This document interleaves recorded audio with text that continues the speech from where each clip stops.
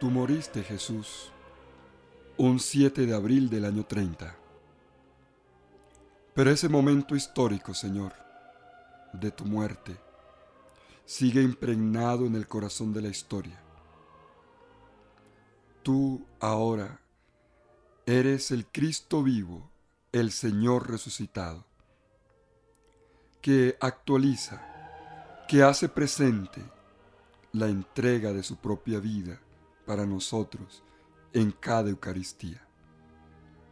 Tú estás, Señor, en medio de nosotros, obrando lo que tú realizaste, Señor, desde la cruz, de una manera continua, atrayéndonos a todos hacia ti, purificando completamente todo nuestro ser y dándonos, Jesús, tu propio corazón, para que amemos con un corazón purificado. Hoy, Jesús, contemplamos de nuevo tu cruz en todos los sufrientes de la historia, en los enfermos, en los encarcelados, en los secuestrados, en los que son víctimas, Señor, de la violencia y del terror. Pero en toda esta realidad de cruz, Señor, también queremos descubrir tu presencia salvífica, tu presencia que le da sentido al dolor humano y lo redime. Concédenos hoy, Jesús, acercarnos a tu cruz a través de los signos eucarísticos, del pan y del vino, que son para nosotros tu cuerpo y tu sangre, rotos, derramados por amor en tu santa cruz. Danos la gracia también a nosotros de ser junto contigo, Eucaristía, y hacer de todo nuestro ser una entrega continua a ti en nuestros hermanos. Amén.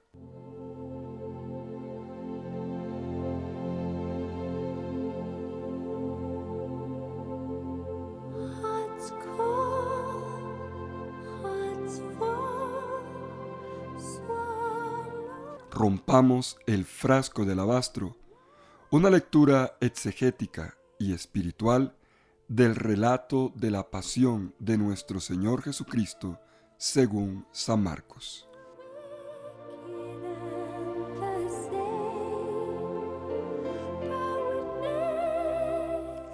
Vamos a leer el relato de la pasión haciendo un estudio detallado, cuidadoso, analítico y al mismo tiempo espiritual. Porque en la medida en que Jesús vive su pasión, nosotros vamos descubriendo que ese es nuestro camino de discipulado.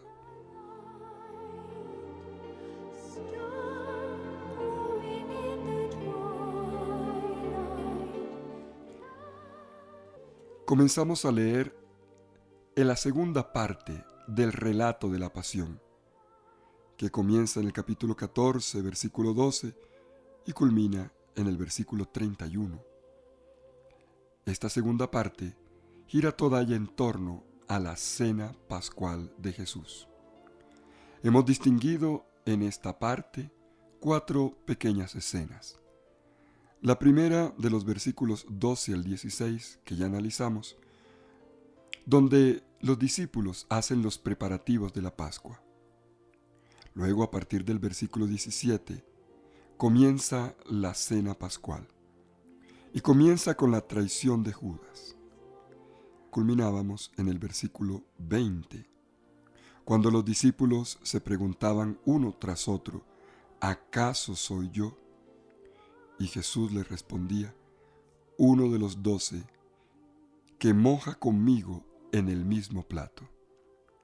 La palabra 12, que indica el grupo de los llamados, del grupo de los que han sido formados por Jesús, que lo han acompañado en todos los caminos de la misión.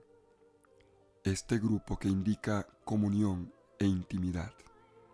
Es precisamente de dentro de este grupo que brota la traición de Jesús.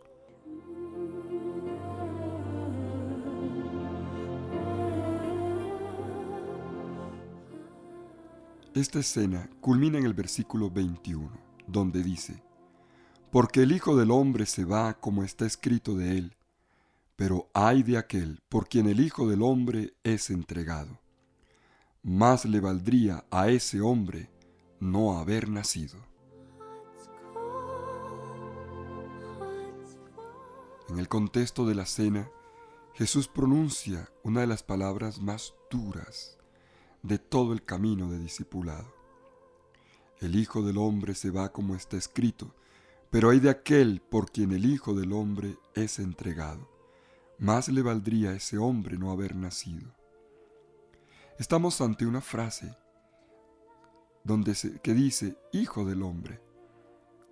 La expresión Hijo del Hombre ha venido salpicando el relato de Marcos después de la confesión de fe en Cesarea de Filipo, cuando Pedro dijo: tú eres el Cristo. Desde entonces Jesús se identifica con el Hijo del Hombre sufriente, pero también exaltado. Y en todos los anuncios de la pasión, Jesús repitió la expresión Hijo del Hombre. Ahora la recoge una vez más. El Hijo del Hombre se va como está escrito de él. No se necesitan más detalles, porque los acontecimientos de la traición, del arresto, de la tortura, de la muerte de Jesús, que se nos han preanunciado a lo largo del camino hacia Jerusalén, ahora ya son una dolorosa realidad.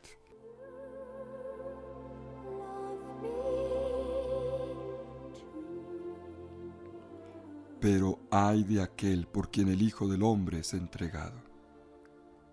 Se trata de una lamentación de Jesús. Ay de aquel.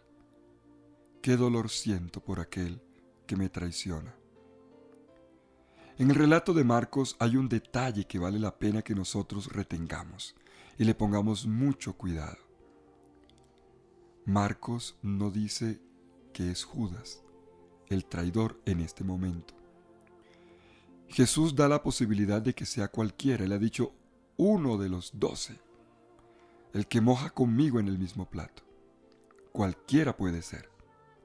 Y cuando Jesús entonces dice, ay de aquel por quien el Hijo del Hombre es entregado, Jesús, con una gran delicadeza, sabemos que se está refiriendo a Judas, pero no lo desenmascara públicamente. ¿Por qué? Porque Jesús le está dando una oportunidad. Jesús le está diciendo a Judas, piensa en la gravedad de lo que estás a punto de hacer.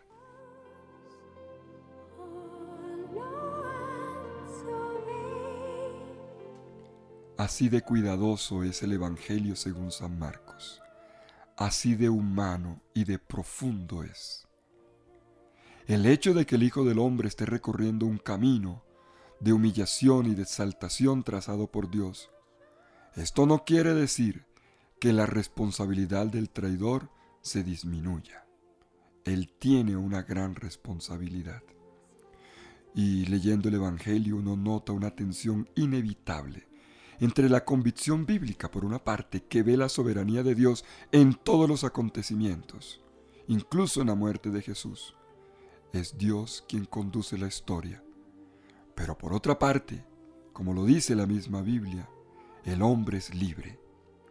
Por un lado, Dios conduce la historia, pero también vemos la proclamación fuerte en la Biblia de la libertad y de la responsabilidad humana. El Hijo del Hombre se va como está escrito, es decir, como Dios lo ha determinado. Pero esto no elimina la responsabilidad del traidor.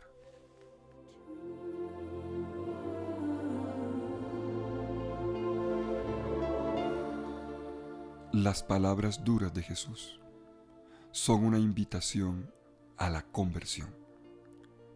Y la conversión parte del análisis, de la reflexión, de la conciencia de la propia vida, de lo que hacemos. Cuando vayamos a actuar, cuando vayamos a hacer algo que no es correcto, recojámonos un momento y reflexionemos sobre las consecuencias de lo que vamos a hacer. La conversión es madurar, nuestra capacidad de decisión y no dejarnos nunca arrastrar por el impulso. Es aprender a decidir y a escoger siempre el camino de la vida.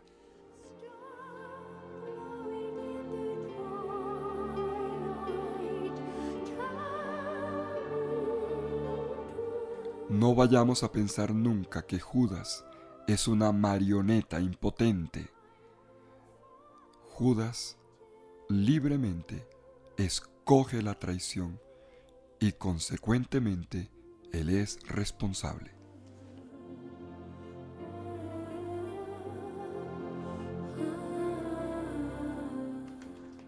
Estas palabras de Jesús a Judas son palabras para cada uno de nosotros.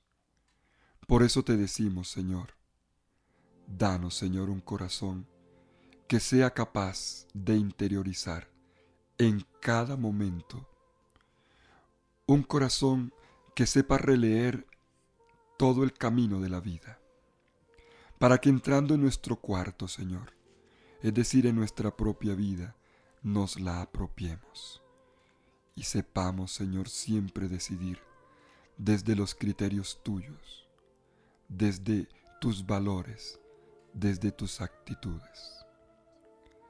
Danos, Señor, un corazón sabio que sepa detenerse a tiempo, que sepa dominarse a sí mismo, para que pueda ser, Señor, como el tuyo, siempre aquilatado, decidido y responsable para escoger el camino de la vida trazado por Dios Padre.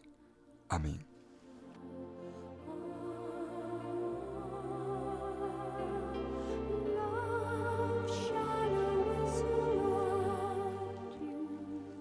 Bien, y ahora vamos a detenernos en la tercera escena de toda esta segunda parte, esta parte hermosa que es el banquete pascual de Jesús. La tercera escena la encontramos en el capítulo 14, versículos 22 a 25. Marcos 14, 22 a 25. Leámosla juntos primero. Y mientras estaban comiendo, tomó pan, lo bendijo, lo partió y se lo dio y dijo: Tomad, este es mi cuerpo. Tomó luego una copa y dadas las gracias, se la dio y bebieron todos de ella. Y les dijo: Esta es mi sangre de la alianza, que es derramada por muchos. Yo os aseguro que ya no beberé del producto de la vid hasta el día aquel en que lo beba nuevo en el reino de Dios.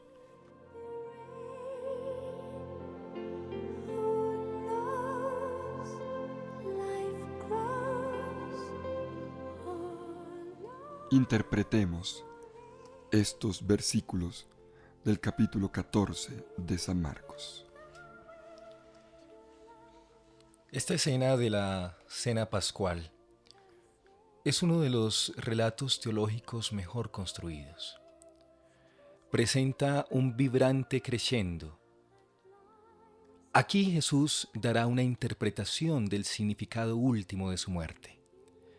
Este es uno de los textos más estudiados entre todos los textos del Nuevo Testamento, junto con los otros relatos de la institución de la Eucaristía.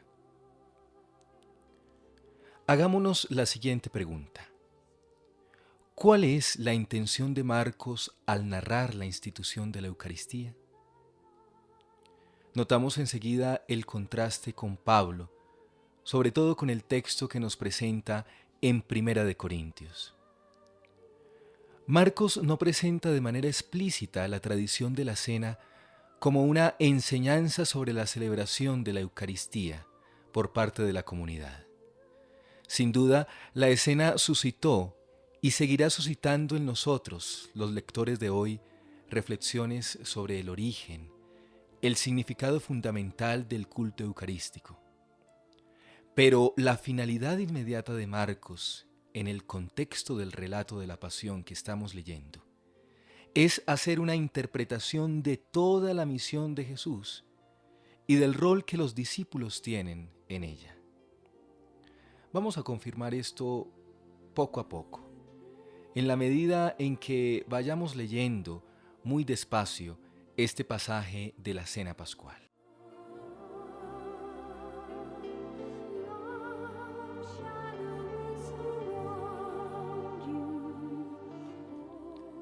La narración se desenvuelve con los términos precisos, con mucha claridad, con limpidez. Durante la cena Jesús realiza el gesto simbólico de bendecir el pan y el vino y compartirlo con los discípulos. Cada gesto está acompañado de una palabra explicativa. Sobre el pan y sobre la copa Jesús pronuncia una oración. Sobre el pan se dice que bendijo y sobre la copa se dice que dio gracias. No conocemos el contenido de la oración, sin embargo. Con el pan en sus manos, Jesús dice, tomad. Y aunque no lo dice expresamente, uno entiende que lo mismo vale para el vino. De la copa se dice que bebieron todos. Y aunque tampoco lo dice expresamente, se entiende que todos comieron también del pan. Lo importante es que Marcos nos hace caer en cuenta que los discípulos tienen una participación directa en las acciones de Jesús. Al final, la escena se cierra con el solemne himno del Jalel pascual.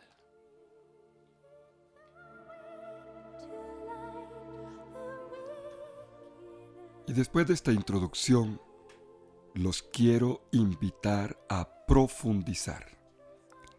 El sentido de esta escena de la institución de la Eucaristía en Marcos 14, versículos 22 a 25, está en las palabras explicativas que Jesús pronuncia después de cada uno de los gestos, con el pan y con el vino en sus manos.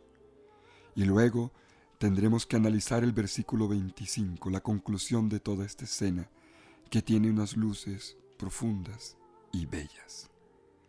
Vamos por partes. Detengámonos primero en el versículo 22, donde Jesús habla del pan, el sentido del pan.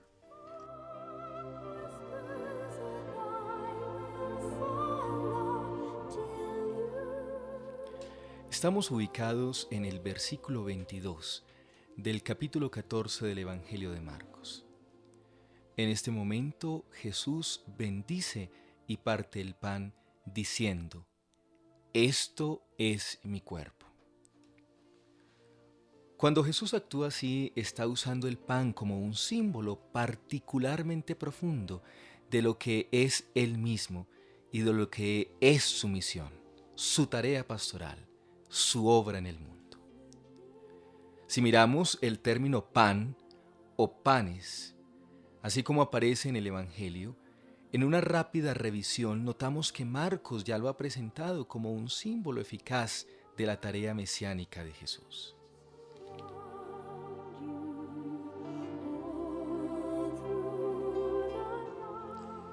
Efectivamente, no podemos entender las palabras de Jesús, este es mi cuerpo, si no analizamos, aunque sea brevemente, lo que significa el pan a lo largo del Evangelio de Marcos.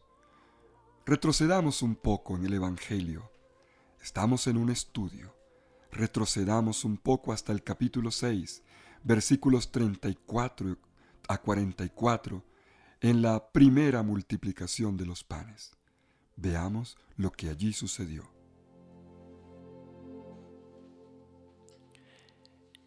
En este episodio, Marcos narra el primero de los dos acontecimientos en los cuales Jesús sacia el hambre de las multitudes.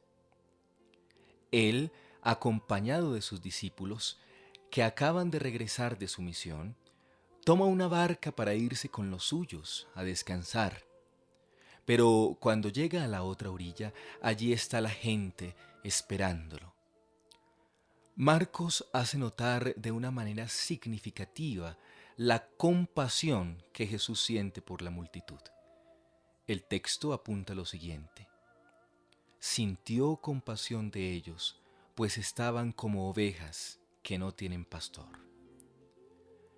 Respondiendo a sus necesidades, Jesús comienza a enseñarles, como lo notamos en el versículo 34, y finalmente a saciar su hambre. Y todo esto a pesar de las protestas de los discípulos, que no entienden lo que está sucediendo.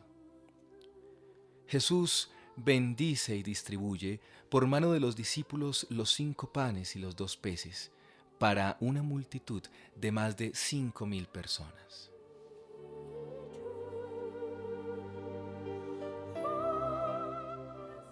Si le ponemos cuidado a este pasaje, notamos enseguida que, aunque se habla de panes y de peces, son realmente los panes los que ocupan el centro de interés. Detengámonos en el versículo 37, en el versículo 41, en el versículo 44 de este capítulo 6. Y todavía más significativo es el hecho de que los gestos de Jesús son prácticamente los mismos que realiza sobre el pan en la última cena. Tomar el pan, bendecir, fraccionar y dar.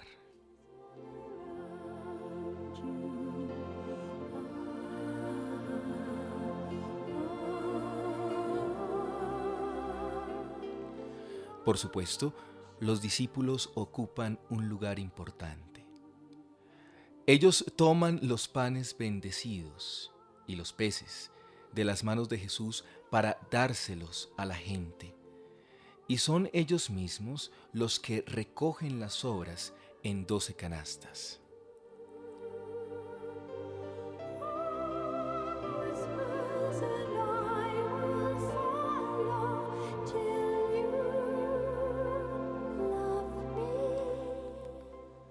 ¿Cuál es el significado de esta primera multiplicación de los panes? ¿Y cómo es desde aquí que empezamos a entender el relato de la institución de la Eucaristía? Es totalmente evidente que esta multiplicación milagrosa del alimento es una manifestación de la actividad mesiánica de Jesús. La multitud llena de miseria y desorientada es nutrida abundantemente, y todo gracias a la misericordia de Jesús. Y todo gracias a la misericordia de Jesús. Los discípulos participan en esta escena, como participarán también en la última cena. Los discípulos recogen 12 canastas, lo cual es figura de las 12 tribus de Israel que serán reunidas el día de la salvación. Esta acción de Jesús nos remite a la del gran profeta Elías, quien de manera milagrosa le dio alimento a la viuda y a su hijito con apenas una pequeña cantidad de aceite y de harina. Lo podemos recordar en el libro primero de los Reyes, en el capítulo 17. Y lo mismo sucede en la vida de Eliseo.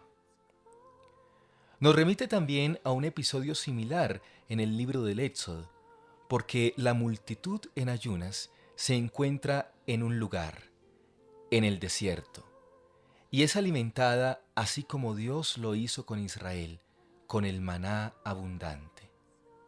Recordemos el texto donde dijo Moisés: Esto manda Yahvé: llenad un gomor de maná y llevadlo para vuestros descendientes, para que vean el pan con que os alimenté en el desierto cuando os saqué del país de Egipto.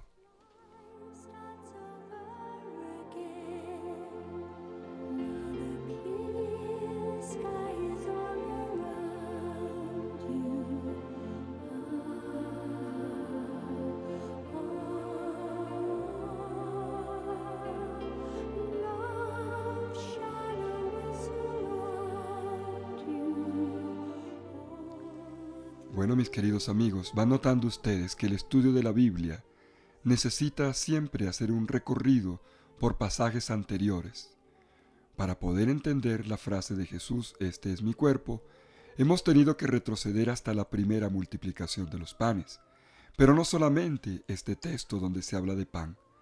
Vamos a mirar también la segunda multiplicación de los panes y otros textos similares.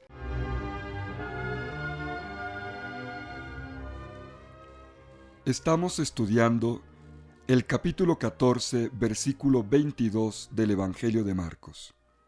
Cuando Jesús bendice y parte el pan, dice: esto es mi cuerpo. Y hemos señalado que cuando Jesús actúa así, está utilizando el pan como un símbolo particularmente profundo de lo que es Él mismo. Es una expresión de su identidad, de lo que es su misión, su tarea pastoral, su obra en el mundo. En el Evangelio de Marcos, el pan tiene mucha importancia. El evangelista nos lo ha presentado como un símbolo eficaz de la tarea mesiánica de Jesús. Por eso hemos visto que es necesario hacer un poco el recorrido de las recurrencias, o sea, de las veces en que aparece la palabra pan a lo largo del Evangelio. Habíamos visto hace un momento la primera multiplicación de los panes. En los verbos que aparecen en la multiplicación de los panes, tomar el pan, bendecir, fraccionar y dar, encontramos mucho, pero mucho en común con los verbos que se utilizan en la institución de la Eucaristía, que son también tomar el pan, bendecir, fraccionar y dar.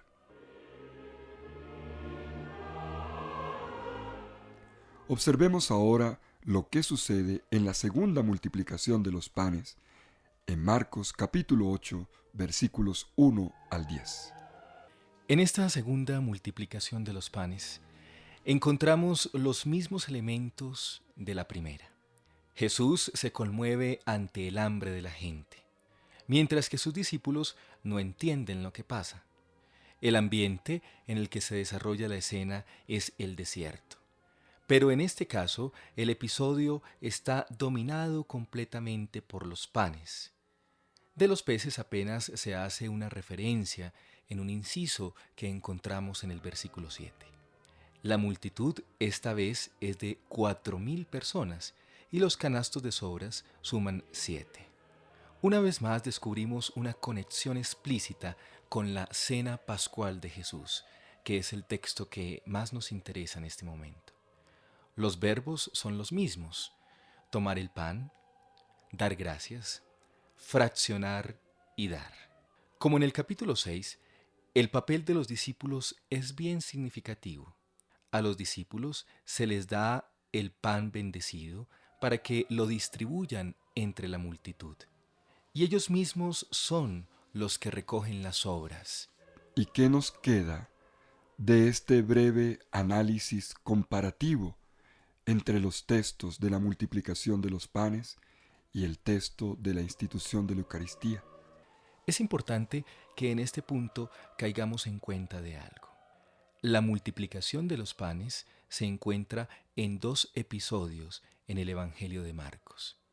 Y esto, por supuesto, no es una casualidad. Marcos capta allí algunos matices con los que construye el significado. El relato del capítulo 6 que hemos analizado está ambientado en territorio hebreo. Luego, si seguimos leyendo el relato de Marcos, notamos que a partir del versículo 34 del capítulo 7, como reacción al conflicto con los escribas y fariseos, Jesús inicia un viaje por territorio pagano. Se va a Tiro y a Sidón, primero, y luego a la Decápolis. El prodigio de la multiplicación, el segundo prodigio, cierra la misión entre los gentiles, como lo vemos en el versículo 9 del capítulo 8. Jesús regresa a Dalmanutá, del lado occidental del lago de Galilea, o sea, en territorio hebreo, y allí otra vez se encuentra con sus adversarios judíos. Por eso, Los milagros de las multiplicaciones de los panes, según Marcos, tienen lugar sobre las dos orillas del lago, una hebrea y otra pagana. Jesús, por tanto, nutre a los hebreos y a los gentiles, indicando así un alcance universal de su misión. El número de los canastos es otro punto que podemos subrayar. Allí vemos una clara distinción. Al terminar el milagro realizado para quitarle el hambre a las multitudes hebreas, se recogen 12 canastos para representar la reconstitución de Israel. Después que sacia el hambre de los gentiles, se recogen 7 canastos, un número que puede expresar universalidad, perfección, plenitud.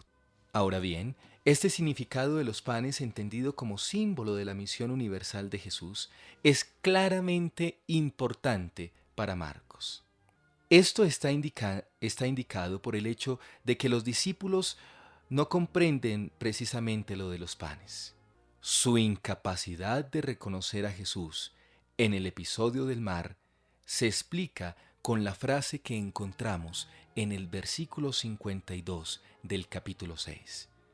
Dice así el texto: es que no habían entendido lo de los panes, sino que su mente estaba embotada, su corazón estaba endurecido. Marcos coloca al mismo nivel la incapacidad de los discípulos para entender el significado de los panes y la incapacidad de comprender al mismo Jesús. Pongámosle mucha atención a este punto. Marcos coloca al mismo nivel, por una parte, la incapacidad de los discípulos para entender lo que pasó en la multiplicación de los panes, y por otra parte, la incapacidad de comprender la persona, la identidad de Jesús. El Evangelio de Marcos, en la sección de los panes, ha querido colocar en el mismo plano a Jesús y su identidad mesiánica y la figura, el símbolo del pan. La misma consideración se hace, pero en esta ocasión con más fuerza, en los versículos 14 al 21 del capítulo 8, justo al final del ministerio de Jesús en Galilea. Una vez más nos encontramos en una barca en medio del mar.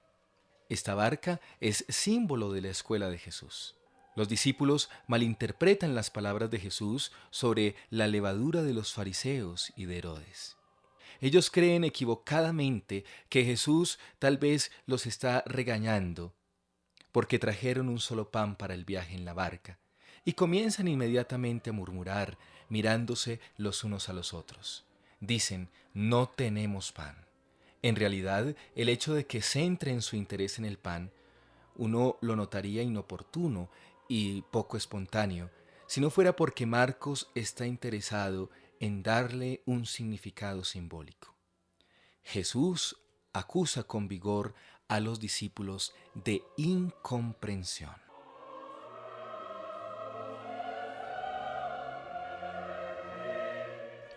Recojamos ahora lo que hemos visto hasta aquí en nuestro análisis del sentido del pan en Marcos. Los relatos de las multiplicaciones de los panes retoman el sentido de la misión de Jesús con Israel y con todas las naciones. No captar bien esto es no comprender al mismo Jesús.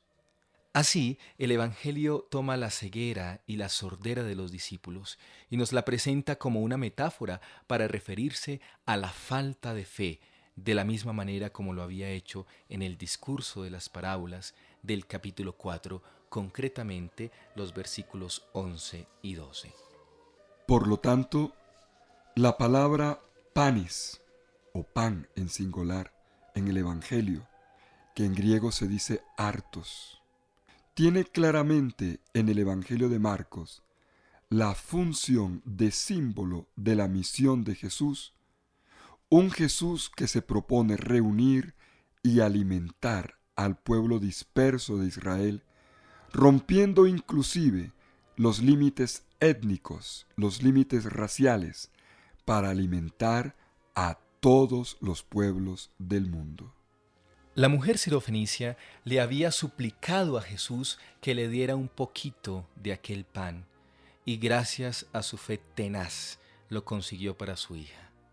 Pero en el texto que acabamos de analizar, en el capítulo 8, los versículos 14 al 21, los discípulos no llegan a comprender que el pan particularmente ofrecido por Jesús es suficiente para saciar el hambre de todas las multitudes, tanto hebreas como gentiles. La ambientación en el desierto y la abundancia evidente de panes amplía el simbolismo que nos presenta tan ricamente Marcos. Se evoca a Dios mismo que nutre a Israel durante el Éxodo, así como el tan deseado banquete mesiánico sobre el monte Sión, bien recogido por Isaías. Este simbolismo mesiánico ya había aparecido cuando Jesús llamó a Leví, el publicano, al inicio del Evangelio, para que lo siguiera, y luego de este llamado sentó en la misma mesa, en un banquete, junto a él a otros marginados. Por lo tanto, el sentido del pan se va ampliando con todo el contenido del Evangelio. Recordamos ahora la cena de Jesús, no únicamente con hebreos y judíos, sino la cena de Jesús con los marginados, con todos aquellos que necesitan de salvación. No podemos entender, mis estimados amigos, la última cena del Señor sin todo este contexto del Evangelio de Marcos.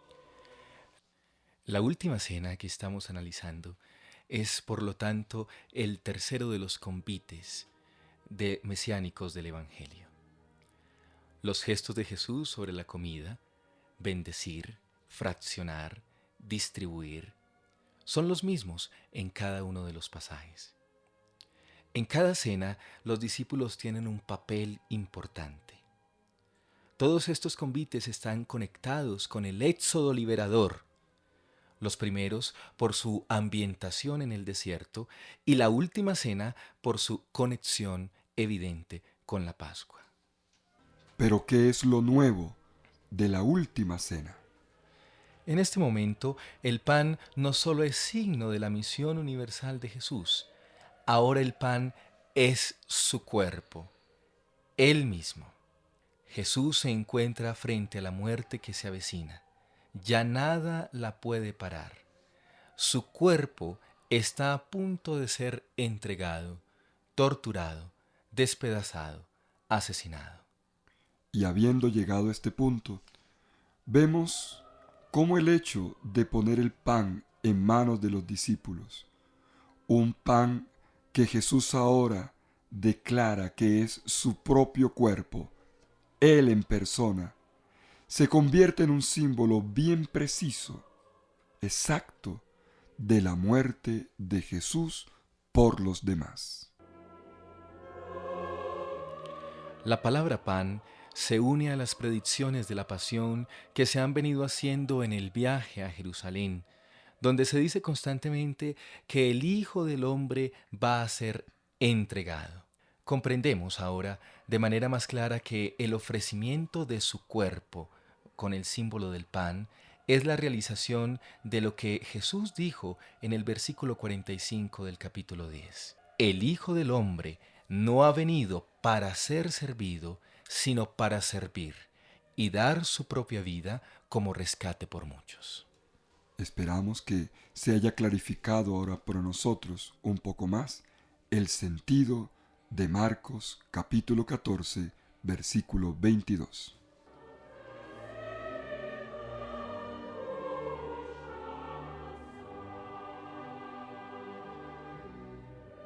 Pasemos ahora al versículo 24, las palabras de Jesús sobre la copa. Y les dijo: Esta es mi sangre de la alianza, que es derramada por muchos. Esta es mi sangre de la alianza, que es derramada por muchos. Interpretemos el texto. Así como hemos interpretado el sentido del pan, También el cáliz tiene un significado simbólico en el Evangelio, aunque no tan amplio como el del pan. En este caso, también las palabras explicativas que descubrimos en el versículo 24 son bastante claras. Esta es mi sangre de la alianza que es derramada por muchos. En el capítulo 10, versículos 38 y 40, encontramos también una mención del cáliz, para referirse en este caso a la muerte de Jesús. Jesús les dijo, no sabéis lo que pedís. ¿Podéis beber la copa que yo mismo voy a beber, o ser bautizados con el bautismo con que yo voy a ser bautizado? Ellos le dijeron, sí podemos. Jesús les dijo, la copa que yo voy a beber, sí la beberéis, y también el bautismo con que yo voy a ser bautizado. Pero sentarse a mi derecha o a mi izquierda no es cosa mía el concederlo, sino que es para quienes está preparado.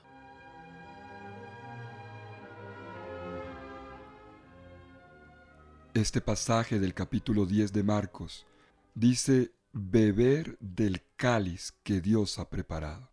Se trata de una expresión hebrea, con la cual se indicaba el martirio que un profeta debía soportar. Y por el contexto de este pasaje, es claro que Marcos está pensando en el martirio. La ambición de los hijos de Zebedeo los empuja a buscar puestos privilegiados al lado de Jesús. Pero Jesús los detiene. Les recuerda lo que significa compartir con Él su mismo poder. Esto es, beber el mismo cáliz suyo, lo que significa compartir el camino de la cruz. En el Getsemaní queda bien claro que el cáliz es un símbolo de la muerte, cuando Jesús dice, Padre, aparta de mí este cáliz. Y cuando uno conecta este pasaje de los hijos de Zebedeo con el de la última cena, uno nota que el cáliz no es el único punto en común, sino que en ambos casos los discípulos son invitados a compartir la misma muerte sacrificial de Jesús.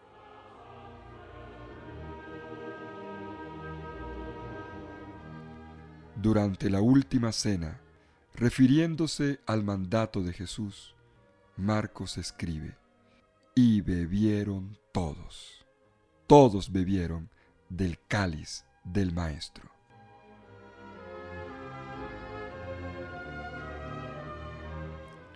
Las palabras explicativas dicen claramente lo que ya las acciones de Jesús habían comunicado. Esta es mi sangre de la alianza, que es derramada por muchos.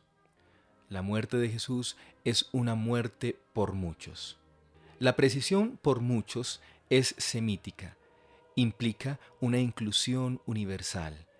Y como ya vimos en la frase del versículo 45 del capítulo 10, parece describir la muerte de Jesús como la muerte del siervo de Yahvé, una muerte para expiación de nuestros pecados. Esta es mi sangre de la alianza, que es derramada por muchos. En el centro de esta frase se subraya de la alianza. ¿Cómo entender este subrayado de la alianza? Estas palabras le abren la puerta de otra cadena de metáforas bíblicas en este rico mosaico teológico del relato de la institución de la Eucaristía. Estas palabras nos remiten al Éxodo en el capítulo 24, versículo 8, cuando Moisés ratificó la alianza tomando la sangre de novillos destinados al sacrificio, derramando la mitad sobre el altar y haciendo una aspersión sobre el pueblo con la otra mitad, mientras les decía, esta es la sangre de la alianza que Yahvé ha hecho con vosotros, con base en todas estas palabras. El Marcos no dice explícitamente que se trate de una nueva alianza, como sí lo hace explícito Lucas y Pablo. Sin embargo, aunque no lo diga, uno nota que la idea de una alianza nueva, una alianza escatológica, proclamada por Jeremías, armoniza muy bien con el pensamiento del evangelista Marcos. Vámonos un momento al texto de Jeremías, que encuentra eco en este relato. Dice Jeremías capítulo 31, versículos 31 a 34. He aquí que vienen días, oráculo de Yahvé, en que yo pactaré con la casa de Israel y con la casa de Judá una nueva alianza, no como la alianza que pacté con sus padres, cuando les tomé de la mano para sacarles de Egipto, que ellos rompieron mi alianza, y yo hice estrago en ellos, oráculo de Yahvé, sino que esta será la alianza que yo pacte con la casa de Israel, después de aquellos días, oráculo de Yahvé. Pondré mi ley en su interior, y sobre sus corazones la escribiré, y yo seré su Dios, y ellos serán mi pueblo. Ya no tendrán que adoctrinar más el uno a su prójimo, y el otro a su hermano, diciendo, conoced a Yahvé, pues todos ellos me conocerán, del más chico al más grande, oráculo de Yahvé, cuando yo perdone su culpa, y de su pecado no vuelva a acordarme.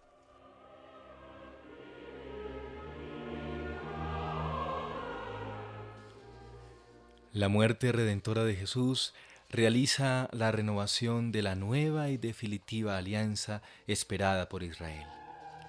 Se trata de un tiempo de perdón, una expiación real, gracias a la misión de misericordia que el Hijo del Hombre vino a realizar con todos los oprimidos por el pecado. El Hijo del Hombre no ha venido a buscar a los que están sanos, sino a los que están enfermos, no a los justos, sino a los pecadores, dijo Jesús desde el comienzo del Evangelio.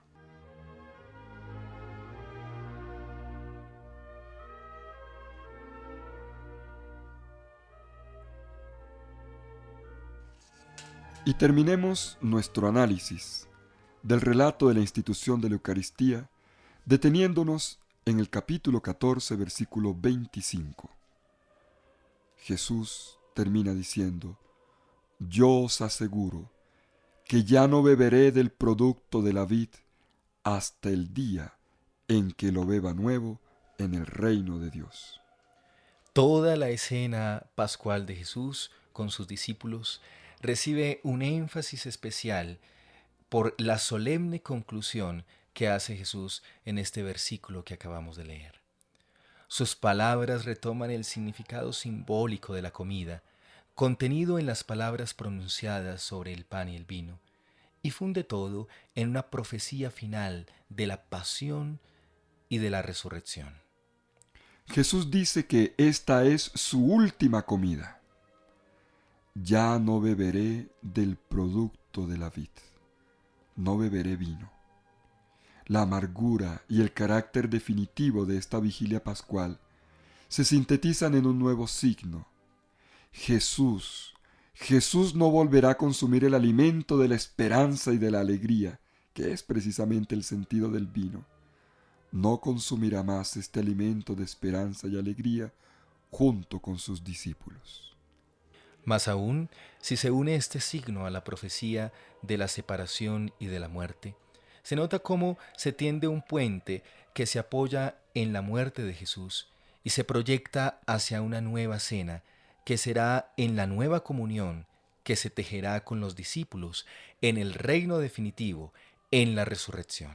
A pesar de la muerte, Jesús participará en el banquete sobre Sión que Israel deseaba ardientemente, el banquete donde el vino del reino se servirá de nuevo y en abundancia, y donde Dios arrancará el velo de la muerte y enjugará todas las lágrimas. Hará Yahvé Sebaot a todos los pueblos en este monte un convite de manjares frescos, convite de buenos vinos, manjares de tuétanos, vinos depurados. Consumirá en este monte el velo que cubre a todos los pueblos y la cobertura que cubre a todas las gentes. Consumirá a la muerte definitivamente. Enjugará el Señor Yahvé las lágrimas de todos los rostros y quitará el oprobio de su pueblo de sobre toda la tierra, porque Yahvé ha hablado.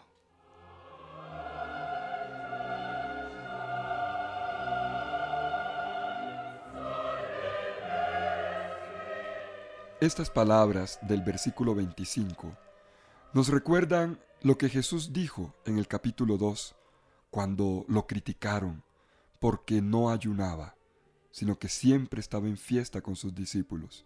Aquella vez Jesús dijo: pero días vendrán en que les será arrebatado el novio, entonces ayunarán aquel día.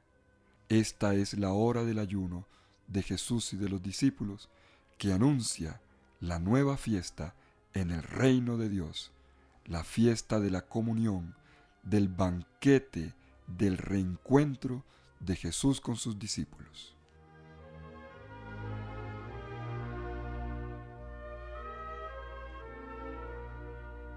En este versículo 25, las palabras de Jesús son una sorprendente predicción de esperanza y de victoria, que se inserta en medio de los acontecimientos que lo precipitan hacia la muerte. Al narrarnos la última cena de Jesús, Marcos nos coloca ante una interpretación teológica bien rigurosa de la muerte de Jesús.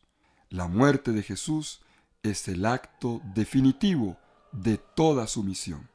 Primero, es un dar la vida que se lleva consigo la carga de los pecados del mundo y renueva la alianza entre Dios y la humanidad. Segundo, es la obra final del Cristo de Dios, reunir al pueblo de Dios disperso y desesperanzado, Israel y todas las naciones, para nutrirlo con el pan que vivifica, para darle vida en plenitud.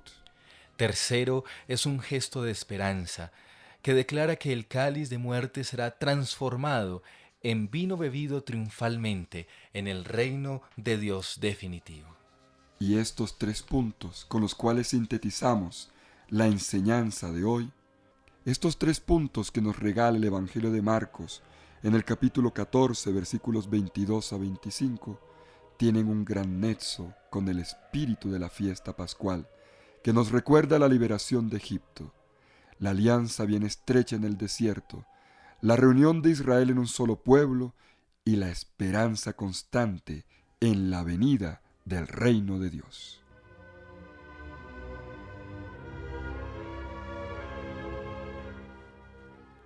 Espero que con nuestra lección de hoy, centrada especialmente en el capítulo 14, versículos 22 a 25, sea para nosotros la oportunidad de redescubrir la profundidad de la Eucaristía.